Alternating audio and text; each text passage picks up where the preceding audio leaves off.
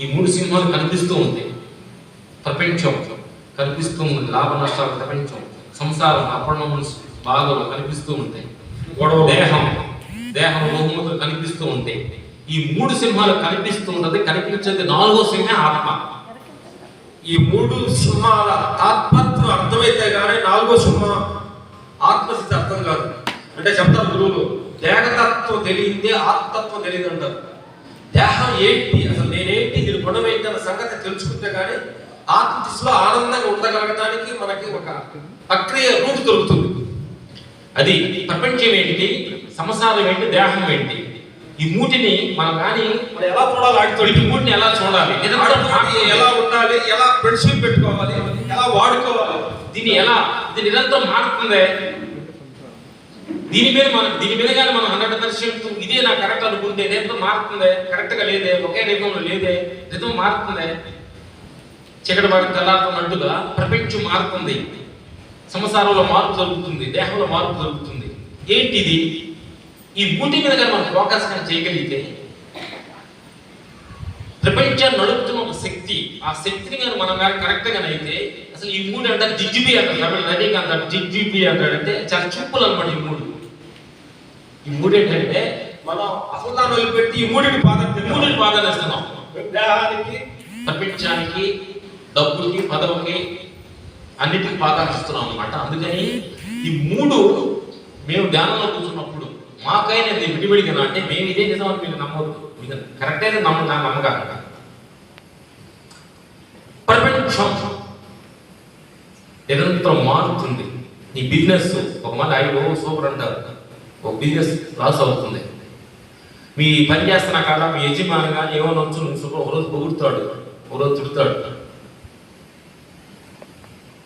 ఓహో, నిరంతరం మారేది ప్రపంచం.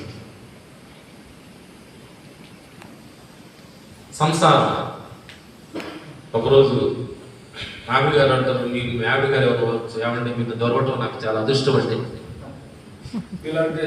ఇలాంటి భరతో పుణ్య బలం అని అంటది. ఒకరోజు 4 రోజులు అయిన తర్వాత చిట్టతే ఎవరు అనుకుంటాడని ప్రదర్శించుకోండి, నేను చేస్తున్నాను చూడండి నా కర్మ. అలా హస్బెండ్ వస్తాడు, భార్య నువ్వు దొరకటం ఇది ఎంత అదృష్టం అమ్మా, నువ్వు లేకపోతే లేదమ్మా అంటాడు. 4 రోజుల తర్వాత ప్రదర్శించుకోదాన్ని ఎక్కడ దొరికావో. ఈ సీన్లన్నీ అందరూ దొరుకుతుంది.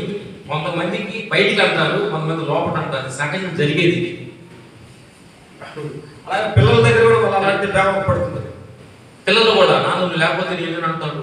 ఒకరోజు ఈ కడుపులు పుట్టే చూడడానికి మనసులో అనుకుంటారు, తండ్రి అనుకుంటాడు ఇలాంటి కొడుకులు పుట్టే చూడలా కానీ కూతురు పుట్టింటారు, ఆ దృష్టిలో ఉంటాడు. ఇట్లా నిరంతరం ఏంటి మారుతుంది దేహం. మూడోది, ఒకరోజు హ్యాపీగా తినగలే, హ్యాపీగా నవ్వుతాం, ఏమంటే సింహారావు హ్యా నవ్వుతాం. ఒకరోజు తలనెత్తి కొత్త చిట్టి అరగదు. అర్థమైందా? ఒక్క రకం వంటలు ఇది ఏంటిది అని మేము అబ్జర్వేషన్ చేసాం.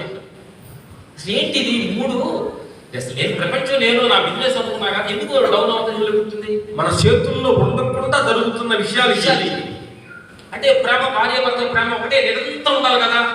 ఎందుకు ఒక మాలి డౌన్ అవుతుంది, ఒక మాలి వస్తుంది, మారుతుంది ఏంటి?